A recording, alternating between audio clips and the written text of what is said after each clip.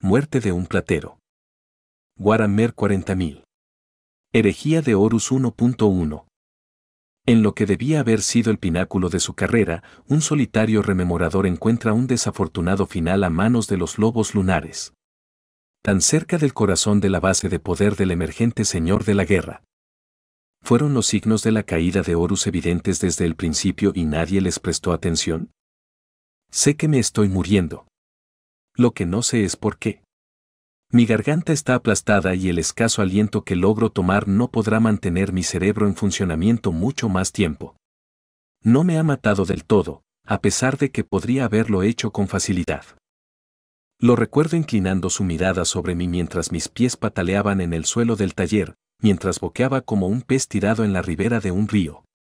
Me miraba como si estuviera fascinado por la transición de mi cuerpo entre la vida y la muerte. Pero soy más fuerte de lo que parezco y no voy a morir rápidamente. Pero ahora que lo pienso, quizá es lo que él quería. Ni siquiera se ha quedado a verme morir, como si no tuviera interés en cuánto pudiera durar mi agonía, como si fuera a ser un proceso demasiado prolongado. De hecho, creo que ha empleado la cantidad de presión precisa para aplastarme la laringe lo suficiente como para proporcionarme una muerte lenta. Si no fuera porque me estoy muriendo casi podría admirar la exactitud, la atención al detalle y la fuerza controlada que tal acto requiere. Quería que muriera lentamente, pero no se ha preocupado por contemplar el resultado. ¿Qué tipo de mente piensa así? No tengo dioses a los que rezar, nadie los tiene. El emperador nos ha mostrado la insensatez que supone adorar a deidades invisibles cuya existencia es una falsedad. Todos los santuarios y templos han sido demolidos, incluso el último que quedaba a la orilla del puente de plata. Los cielos están vacíos de entidades sobrenaturales que puedan oír mis pensamientos moribundos, pero ahora desearía que no fuera así. Cualquier testigo de mi muerte sería mejor que ninguno en absoluto. De esta manera solo será una estadística, un informe cumplimentado por la tripulación de esta poderosa nave. Solo si alguien puede oír mis últimas palabras o comprender mis últimos pensamientos tendrán algún sentido. Imagino que uno no puede olvidar a un hombre que se muere delante de él. Incluso cuando me ha matado, desearía que se hubiera quedado hasta el final. Al menos habría tenido algo a lo que mirar en lugar del techo ennegrecido de mi taller.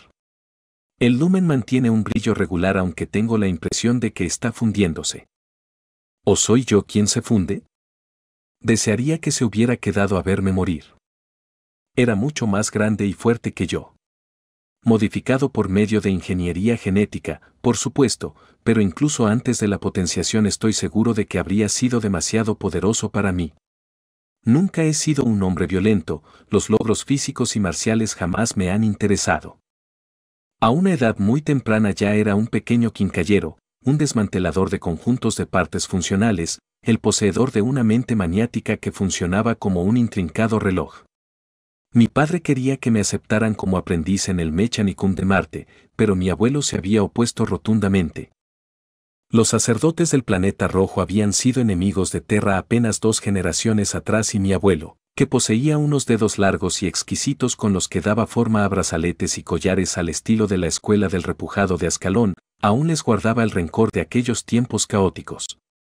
Fabricar armas y máquinas de guerra para el imperio de la humanidad era desperdiciar el don que yo poseía.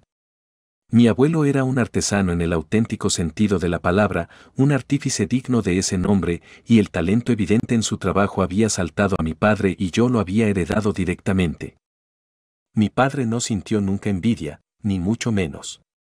Al contrario, alababa mis triunfos y mostraba orgulloso mis piezas, incluso cuando aún era muy joven y mis broches, pendientes y brillantes gargantillas eran propias de un aficionado y de escasa originalidad. Trabajé muchos años aprendiendo mi oficio y desarrollando mi don hasta que se hizo claro que mi habilidad había superado la de mi abuelo. La artrosis había vuelto garra a sus manos y cuando colgó sus alicates y su placa de trefilar fue un día de lágrimas. El trabajo nunca había escaseado, incluso cuando los últimos estertores de la guerra aún sacudían los lejanos confines de Terra. Los etnarcas y los déspotas habían ido cayendo uno tras otro y aún así, incluso en tiempos de conflicto, siempre había alguna dama de un general que deseaba una lujosa gargantilla, Un tetrarca que necesitaba una empuñadura más impresionante para su espada o un burócrata que buscaba impresionar a sus iguales con un plumín de filigrana. A medida que las guerras llegaban a su fin, un remedo de estabilidad se iba restaurando en Terra y el dinero empezó a fluir a lo largo del orbe en rutilantes ríos dorados. Y con él vino el deseo de invertir copiosas sumas conmemorando la unidad, lamentando a los caídos o inmortalizando el futuro. Nunca he estado más ocupado y aquella demanda frenética elevó mi creatividad a nuevas y maravillosas alturas. Recuerdo una pieza en particular que creé para el Lord Janoro del Teatro Anatolio. Sus soldados habían sido lo bastante afortunados como para luchar junto a los astartes de la 10ª Legión antes de que partieran hacia la gloria de la cruzada. Una rama secesionista de los clanes del Terabat había decidido conservar su dominio sobre las forjas urales en lugar de entregarlas a los manos de hierro y se había enfrentado a sus representantes mortales. La represalia no se hizo esperar y el complejo de las forjas cayó después de un mes de lucha encarnizada, en la que las brigadas anatolias habían sobrellevado la parte más dura del enfrentamiento contra los guerreros ciegos de los clanes y su extraño y letal armamento. El Lord Janoro me contó que el primarca de la 10ª Legión quedó tan impresionado por el coraje de sus soldados que descolgó el guantelete de hierro del estandarte de uno de sus capítulos y se lo ofreció al Noyan al frente de la primera brigada que atravesó las puertas de las fundiciones interiores. Por supuesto, aquel oficial en particular no habría podido conservar aquel trofeo, por lo que diligentemente se lo ofreció a su superior y éste al suyo hasta que llegó a manos del Lord Janoro. Él fue quien me lo entregó, con la instrucción de crear un relicario, a pesar de que se rió de un término tan anticuado, digno de aquel regalo. Trabajar sobre una pieza tan increíble era un honor y derroché todo mi talento sobre aquel encargo tan particular. El guantelete en sí era claramente una pieza insignificante para los manos de hierro.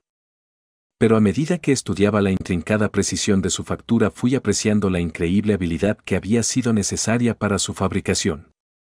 Había oído hablar de las milagrosas manos de Ferrus Manus y pensar que estaba trabajando en una pieza tocada por el propio primarca, uno de los hijos del emperador, me otorgó un propósito y una inspiración más allá de mis sueños más descabellados. Trabajé día y noche, apartándome de todo contacto humano y rechazando a muchos ricos mecenas durante el proceso. La brillantez del guantelete elevó mi pasión y mi habilidad hasta nuevos límites de invención y en un mes había creado una maravilla, un relicario de oro con un detalle tan exquisito. Una filigrana tan delicada y un trabajo de joyería tan precioso, que el resultado podría haberse colocado al lado de algún antiguo repositorio de huesos de un supuesto santo y no habría desentonado. Aunque el emperador había prohibido la adoración de dioses falsos y de espíritus impuros, yo tenía algunos libros viejos y mohosos que un amigo mío del conservatorio había rescatado de un santuario demolido y me había ofrecido, sabiendo de mi interés en tales objetos. Aunque toda la palabrería sobre dioses, espíritus y magia era obviamente un sinsentido escabroso e hiperbólico, las obras de arte y el simbolismo inspirados por tales creencias eran extraordinarios. Las líneas entrecruzadas, las ondas interconectadas, las espirales de una complejidad que dejaban sin aliento y la perfección de su geometría hacían que pudiera pasarme horas absorto entre aquellos cautivadores patrones sin perder el interés. En aquellos libros encontré la inspiración perfecta y mi obra finalizada era, simplemente, bella.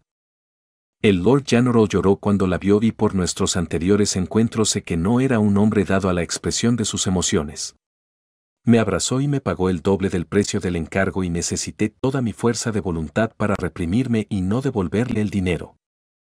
El simple hecho de que se me hubiera permitido trabajar en tal pieza era pago suficiente. La fama de mi relicario se extendió y mi talento fue demandado más que nunca, pero nada lograba impulsarme hasta la cumbre creativa de aquella obra. Aún así mi trabajo era excelente y no pasó mucho tiempo hasta que llamó la atención de aquellos que estaban dando forma al futuro de nuestro mundo y de los que esperaban más allá de los cielos estrellados. En un día invernal, mientras trabajaba en un orbe de ónice engastado en un guante de plata, el curso de mi vida cambió para siempre. Un hombre, noble en sus vestiduras aunque modesto en su comportamiento, entró en mi taller de la ladera de las montañas Ayadri y educadamente esperó hasta que le dirigí mi atención. Hablaba con un tono culto y un acento que no logré identificar y me ofreció formar parte de un artel que deseaba establecer. Sonreí al escucharlo emplear una palabra tan antigua, una que ya nadie empleaba y tan evocativa de un tirano muerto mucho tiempo atrás. Cuando le pregunté quién formaría dicho artel, me habló de artesanos, poetas, dramaturgos e historiadores, hombres y mujeres que viajarían a las estrellas con las flotas de la cruzada del emperador y que serían testigos del mayor logro que nuestra especie jamás hubiera conocido. Demostraríamos que tal organización era necesaria para añadir nuestro peso al creciente coro de voces que urgían a una celebración más formal y autorizada de la reunificación de la humanidad. Demostraríamos lo que tal organización podría conseguir. Nuestro trabajo no sería menos vital que el de los guerreros de la flota expedicionaria. Percibió mi condescendencia y sonrió cuando decliné su oferta. Yo era feliz en Terra y no sentía el deseo de aventurarme en los confines desconocidos del espacio. Echando hacia atrás su capucha dejó que su largo pelo blanco se derramara sobre sus hombros y me dijo que la más alta autoridad había solicitado mi cooperación. Quise reírme, pero no me atreví en cuanto vi la profundidad de entendimiento y todo un mundo de recuerdos en sus ojos. Aquel hombre ordinario con el peso del mundo en su mirada, simplemente dejó un sobre de color crema sobre mi banco de trabajo y me pidió que lo considerara detenidamente antes de rechazar la oferta. Se fue sin decir una sola palabra más, dejándome a solas con el sobre. Pasaron horas antes de que me atreviera a levantarlo, le di vueltas entre mis largos dedos comprendiendo lo que había en su interior sin abrirlo. Abrirlo podía significar una aceptación tácita de la oferta y no quería abandonar la comodidad de mi taller. La solapa estaba sellada con lacre y mi corazón se detuvo un instante cuando reconocí los rayos cruzados y el águila bicéfala del sello. Pero como todo hombre con una vena creativa, pesaba sobre mí la maldición de una curiosidad insaciable. Al final abrí el sobre, como mi visitante sabía que haría, y leí la carta. Aunque estaba redactada como una solicitud administrativa, las palabras eran tan elocuentes, tan apasionadas y tan llenas de esperanza y poder que inmediatamente supe quién las había escrito. El extraño, cuya identidad ahora sabía, no me había mentido al indicarme la importancia del individuo que había solicitado mi presencia. En el mismo día empaqueté mis exiguas pertenencias y me dirigí al norte de las montañas del Himalaya para unirme al resto de mis compañeros reunidos apresuradamente. No intentaré describir la majestuosidad del palacio, porque las palabras por sí mismas no pueden hacerle justicia. Era una masa terrestre moldeada en una arquitectura geológica, una maravilla que nunca será sobrepasada. Las cofradías de artesanos intentaron superarse unas a otras en sus esfuerzos por glorificar las hazañas del emperador, creando un monumento digno del único ser que podía ostentar tal título sin necesidad de un nombre real. Aquellos días ahora se me aparecen desdibujados, aunque puede ser debido a que mi cerebro empieza a morir por la falta de oxígeno. Baste decir que pronto me encontré surcando la oscuridad del vacío, donde multitud de naves espaciales atestaban los cielos y sorbían ávidamente el combustible y los suministros de las enormes plataformas del tamaño de continentes situadas en órbitas geoestacionarias. Por fin vi la nave que se convertiría en mi hogar durante casi 200 años, un leviatán que relucía con el brillo que reflejaba de la luna. Refulgía toda blanca a medida que giraba elegantemente para recibir a la flotilla de transportes que se elevaban desde el planeta a sus pies. Era el espíritu vengativo, buque insignia de Horus Lupercal y sus lobos lunares. Rápidamente me labré un prestigio a bordo y aunque mis posesiones eran magras, mi riqueza era sustancial, solo equiparable a mi vanidad. Todo ello me permitió extender mi esperanza de vida y retener la apariencia de juventud con tratamientos de rejuvenecimiento de la mejor calidad. Ahora que estoy tirado en el suelo de mi taller en la cubierta de artesanos del espíritu vengativo, desearía no haberme preocupado por eso. ¿Qué diferencia suponen unas cuantas líneas alrededor de los ojos o una piel más suave cuando cada aliento puede ser el último y una especie de gozo se apodera de mi mente a medida que se apagan partes de mi cerebro? Prosperé en el buque insignia de la 63ª expedición creando muchas obras de arte, encargos para embellecer vainas, insignias honoríficas, juramentos de combate y demás. Hice amigos entre los rememoradores, como se nos empezó a conocer tras Ullanor, algunos buenos, algunos mal elegidos, pero todos lo bastante interesantes como para hacer el tiempo a bordo de la nave extremadamente agradable. Uno de mis compañeros, Ignace Carcassi, escribía unas poesías irreverentes relativas a los astartes tan cómicas que temí que un día agotara su paciencia. El trabajo de la flota expedicionaria continuó y a pesar de que fueron muchos los mundos sometidos gracias al esfuerzo de guerreros e iteradores, vi poco de ello salvo a través de las palabras y las imágenes de mis compañeros. Personalmente recreé un mapamundi de lapislázuli que se encontró en las profundidades de un planeta inhabitable y grabé muchos cascos con iconos que representaban a hermanos caídos en la guerra de Keylek. Aún faltaba por llegar mi encargo más importante, a la estela de la campaña de Ullanor. Según los testimonios de quienes lucharon en aquel mundo pantanoso y envuelto en llamas, fue una guerra grandiosa, una victoria sobresaliente que no podría haber sido ganada por otro salvo Horus Lupercal. Ullanor marcó un hito en la cruzada y fueron muchos los comandantes que vinieron a mi taller con la intención de celebrar su presencia en tal histórico campo de batalla con una espada o una copa ceremoniales. El emperador volvía a Terra y un inmenso monumento triunfal se erigió en las ruinas del mundo piel verde para estampar por siempre ese momento en la maleable aleación de la historia. En ausencia del emperador, Horus Lupercal lideraría las últimas fases de la cruzada y la importancia de tal deber requería un título de igual prestigio. Señor de la guerra. Incluso yo, alguien a quien desagradaban la guerra y las historias de sus batallas, saboreé el sonido de aquel título. Prometía grandes gestas y hazañas gloriosas, y mi mente se imaginaba frenética los magníficos trabajos que moldearía para conmemorar el honor que el emperador había depositado sobre Horus Lupercal. Coincidiendo con la unción del Señor de la Guerra, a nosotros también se nos concedió un honor. La fundación de la Orden de los Rememoradores es uno de los recuerdos de los que estoy más orgulloso. Lloré cuando oí su ratificación por el Consejo de Terra. Recordé al hombre de pelo blanco que había venido a buscarme a mi taller y alcé muchos vasos a su salud en los comedores de la nave. Un día después del triunfo vino a verme un guerrero, un hombre hermoso revestido con una armadura de combate que brillaba blanca por el polvo de pulir y olía a aceites aromáticos. Su nombre era Astur Sejanus y nunca me he sentido tan cautivado por un semblante como lo estaba por el suyo. Me mostró su casco, grabado con una cruda marca encima del ojo derecho. Sin tener que preguntar supe que era una luna creciente. Sejanus me encargó que creara 4 anillos, todos ellos en plata, cada uno con una piedra luna labrada. Una debería representar la luna creciente de su propio casco, otro la media luna, otro el cuarto menguante y el cuarto la luna llena. Por aquel trabajo me pagaría generosamente, pero rechacé la remuneración, sabía para quién serían aquellos anillos. El Mournival. Abaddon llevaría la luna llena, Aximand, a quien algunos llamaban pequeño Horus, la media luna y Torgadon el cuarto menguante. Sejanus llevaría el anillo final del cuarto creciente. Como pago era suficiente el honor de trabajar en unas piezas para unos guerreros de tal prestigio. Trabajé durante semanas dando forma a cada anillo con toda la habilidad de la que era capaz. Sabía que tales guerreros despreciarían cualquier barroquismo decorativo y demás fruslerías. Así que mantuve las florituras de mi estilo al mínimo hasta que estuve seguro de haber creado unos anillos dignos de los comandantes más cercanos al Señor de la Guerra. Con mi trabajo en los anillos completado esperé la vuelta de Astur Sejanus, pero las exigencias de la guerra lo mantuvieron apartado de mi taller y mientras llegaron otros encargos a mi banco de trabajo.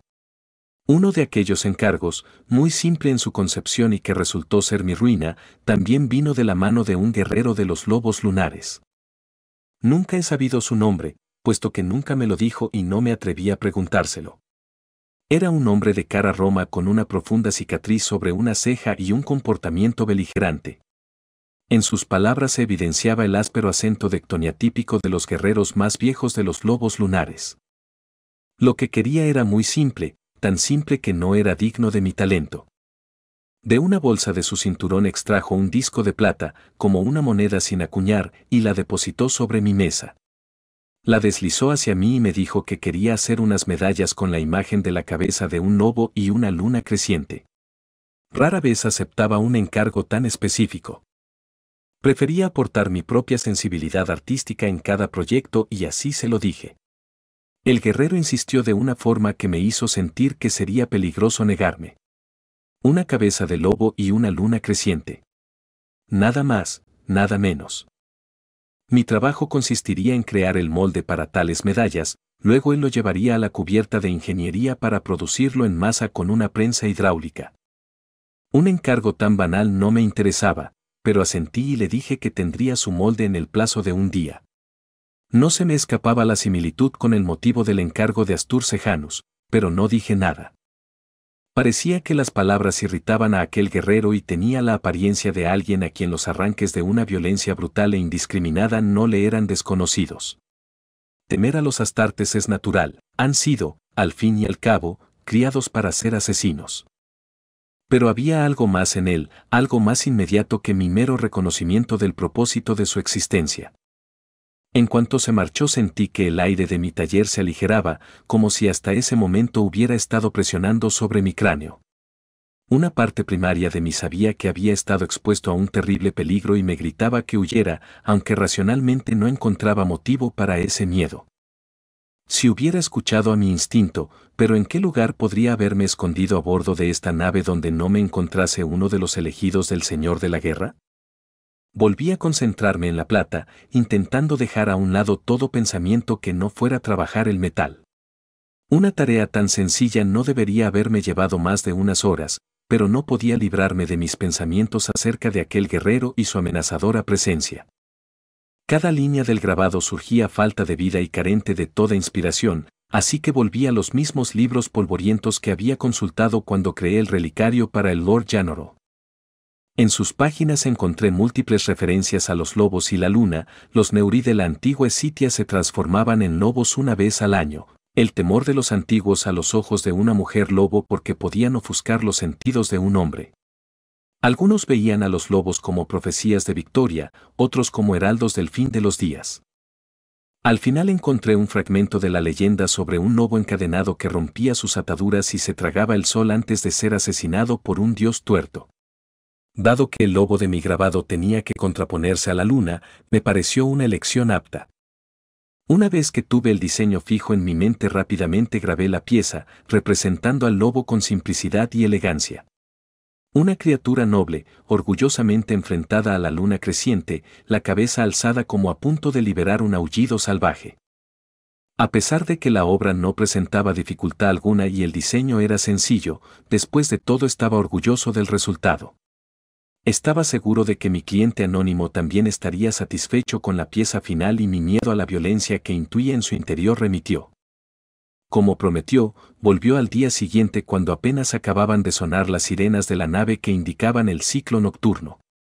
Exigió ver lo que había creado y sonrió al ver la medalla de plata grabada que deposité en su palma absurdamente grande. La giró entre sus dedos observando los contraluces sobre la imagen repujada. Tras ello asintió y alabó mi trabajo. Incliné la cabeza, satisfecho de que mi creación hubiera obtenido su aprobación y en cuanto la alcé de nuevo su mano aferró mi cuello. Unos dedos como cables de hierro se cerraron alrededor de mi garganta y me encontré izado, pateando en el aire a la vez que sentía la inexorable presión de su agarre. Lo miré a los ojos, luchando por comprender por qué estaba haciendo aquello, pero no pude encontrar en ellos nada que explicara su ataque. No podía gritar, su mano no permitía que saliera de mi boca nada más que un silbido estrangulado. Algo se quebró y sentí una presión desgarradora en mi interior. Y entonces estaba cayendo, golpeándome contra el suelo de mi taller y pataleando en mi lucha por respirar. Solo unos minúsculos soplos de oxígeno me alcanzaban los pulmones a través de la tráquea destrozada cuando lo vi arrodillarse a mi lado, con una expresión burlona en sus romos rasgos. Las palabras luchaban por alcanzar mis labios cianóticos, un centenar de preguntas, pero solo tenía aliento para una. ¿Por qué? El guerrero se inclinó y me susurró al oído. Era algo como una respuesta, pero una que no tenía sentido. Me estaba muriendo. En unos minutos estaría muerto y sin esperar a presenciar mis últimos momentos el guerrero se dio la vuelta y salió de mi taller. Soy más fuerte de lo que parezco y, aunque no lo sé con certeza, no creo que me esté muriendo todo lo deprisa que mi asesino hubiera imaginado. Respiro el más fino de los alientos, suficiente para mantenerme unos pocos momentos más, pero no lo suficiente como para vivir. Mi vista se vuelve más borrosa y siento que mi cuerpo se muere. Es el fin de este platero y me temo que nadie sabrá nunca por qué. ¿Qué es esto? ¿Es una corriente de aire lo que roza mi piel? ¿Es eso el sonido de una puerta abriéndose? Lo es. Oigo un grito de alarma, pasos pesados. Algo enorme y pálido se cierne sobre mí. Unos rasgos hermosos parecen ondular sobre mí, como la cara de un salvador vista desde debajo de las aguas de un lago tranquilo. Conozco a este guerrero. No existía nadie a quien le quedara mejor la servoarmadura Mark IV. Astur Sejanus. Mientras me levanta del suelo sé que no será capaz de salvarme. No sobreviviré, no importa lo rápido que sea capaz de llevarme al Medicae, pero me siento aliviado. No moriré solo, alguien me estará viendo en el momento en el que abandone estos restos mortales. Seré recordado. Me deja sobre mi banco de trabajo sin mostrar ninguna consideración hacia mis obras, barre a un lado una bandeja llena de encargos finalizados. Mi cabeza se desploma de lado y veo 4 anillos que caen al suelo. Lo veo pisar accidentalmente uno de ellos, aplastándolo completamente con su peso. Es el anillo que hice para él. Se inclina sobre mí, sus palabras son presa de la urgencia y la pena que muestra por mi muerte es genuina. Me grita preguntas, pero no soy capaz de comprenderlas. La vida se me escapa. Mis ojos se cierran, pero antes de irme oigo que Sejanus hace sus últimas preguntas. ¿Quién ha sido? ¿Qué ha dicho? Con la última chispa de mi vida escarbo entre los recuerdos que van muriendo y fuerzo las últimas palabras de mi asesino a través de mi laringe destrozada. No sé decirte.